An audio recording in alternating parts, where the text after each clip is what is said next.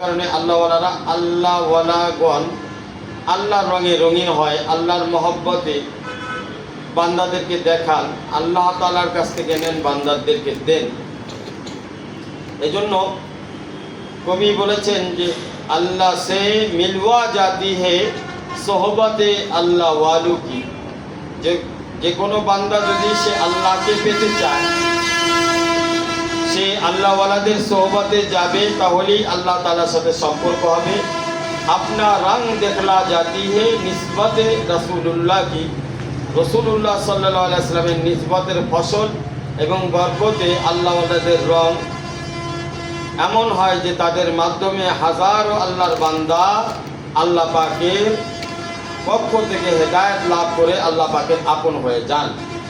আল্লাহ পাক কোরআনের মধ্যে বলেছেন, ইউতিল হিকমাতা মাইয়াশা, আল্লাহ যাকে খুশি তাকে কোরআনের সবথেকে বড় নিয়ামত, ইলমের সবথেকে বড় নিয়ামত, সেটার নাম হচ্ছে হিকমত, আল্লাহ পাক দান করে থাকেন। আমাইয়ুতাল হিকমাতা ফাকাত উতিয়া খায়রান কাসীরা, আল্লাহ পাক যাকে হিকমত দান করলেন তাকে আল্লাহ পাক দুনিয়া এবং আখিরাতের সবথেকে বড় খায়ের, বড় নিয়ামত, উত্তম নিয়ামত আল্লাহ পাক তাকে দান করলেন। খায়রান কাসীরা মানে অনেক নিয়ামত, কাসীর মানে যেটার সীমা নাই। আল্লাহ পাকের পক্ষ থেকে বান্দার জন্য বিশেষ অনুগ্রহ। আল্লাহ যে বান্দাকে ভালোবাসেন সেই বান্দাকে আল্লাহ পাক এই ধরনের নিয়ামত দান করে থাকেন। আমা ইয়াযাক্কারু ইল্লা উলুল আলবাব, আমা ইয়াযাক্কারু ইল্লা উলুল আলবাব। কোরআন পাকে আল্লাহ পাক ইরশাদ করেন, এই যে নসিহত করা হচ্ছে, এই নসিহতটা জ্ঞানীদের জন্য। যারা জ্ঞানী তারাই এই নসিহতকে গ্রহণ করবেন দিল থেকে। যারা নিজেদেরকে জ্ঞানী মনে করেন, আল্লাহ পাক যাদেরকে জ্ঞানী ভাবেন, একটা হচ্ছে আমি আমাকে জ্ঞানী মনে করতেছি, আর আল্লাহ পাক কাদেরকে জ্ঞানী মনে করতেছি। আল্লাহ পাক যাদেরকে জ্ঞানী মনে করতেছে তাদের ব্যাপারে আল্লাহ পাক বলছেন যে এটা হচ্ছে নসিহত জ্ঞানীদের জন্য, যাতে জ্ঞানীরা এখান থেকে নসিহত গ্রহণ করে।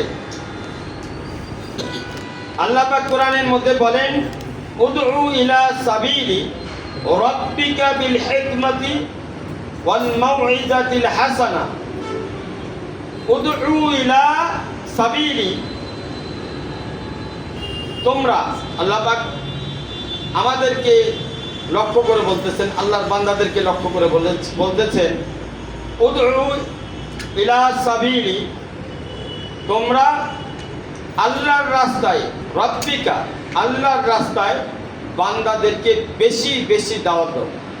উদউ এখানে আমরের সিগা ব্যবহার করছে, হুকুম দেওয়া হচ্ছে, দাওয়াতের মেহনত প্রত্যেক বান্দা বান্দির জন্য। মুসলমান এবং মুসলিমাত এদের জন্য দাওয়াতের মেহনত আবশ্যকীয়। দাওয়াত দিতেই হবে, দাওয়াতের মেহনত করতেই হবে। আমাদের 17 আমলের মেহনত মারকাজিভাবে দাওয়াতি মেহনতের এক বিশাল আল্লাহর পক্ষ থেকে অনুগ্রহ। এই মারকাজ থেকে প্রতি মাসে আল্লাহ পাকের রাস্তায় 17 আমলের মেহনত নিয়ে আল্লাহর প্রিয় বান্দারা হিজরত করে আল্লাহর বান্দাদেরকে দাওয়াত দেওয়ার উদ্দেশ্যে বাহির হন। আলহামদুলিল্লাহ। এই দাওয়াতি মেহনত আমাদেরকে আগে বাড়াইতে হবে, আরো বেশি এই মেহনতকে আঞ্জাম দিতে হবে, আরো বেশি আমাদেরকে জানতে হবে। কোরআন এবং হাদিসের রোশনি এবং আলোতে যদি আমরা থাকতে পারি, এটা আরো আমাদেরকে আলোকময়, আলোক উজ্জ্বল, তারকা রাজি সূর্য রাশির মতো আলোক উজ্জ্বল করে দিবেন।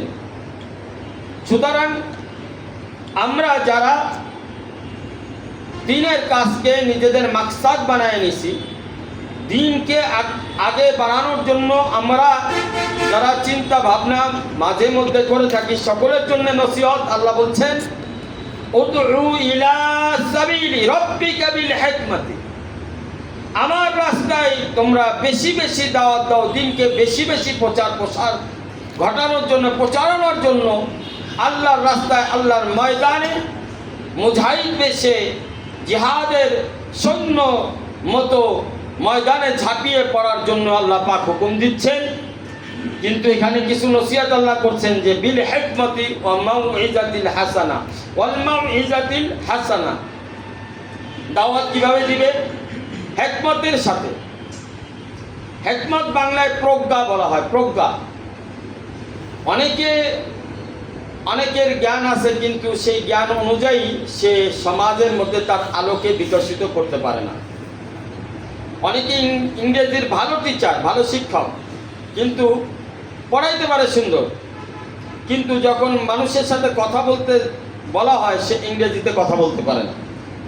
আবার অনেকে আছে ইংরেজিতে কথা বলতে পারে কিন্তু সুন্দরভাবে পড়াইতে পারে না। তো প্রজ্ঞা কাকে বলা হয়? मौका बुझे, मौका समझ कर उस पे আমল करना। কোন সময় কোন আমল দরকার সেই সময় সেই আমলকে আঞ্জাম দেওয়া, এটার নাম হিকমত। ইমাম শাফি রহমাতুল্লাহ আলাইহি বলেছেন হিকমত হলো রাসূল সাল্লাল্লাহু আলাইহি ওয়াসাল্লামের সুন্নাত। আল্লাহ রাসূল সাল্লাল্লাহু আলাইহি ওয়াসাল্লাম দ্বীন প্রচার করতে গিয়ে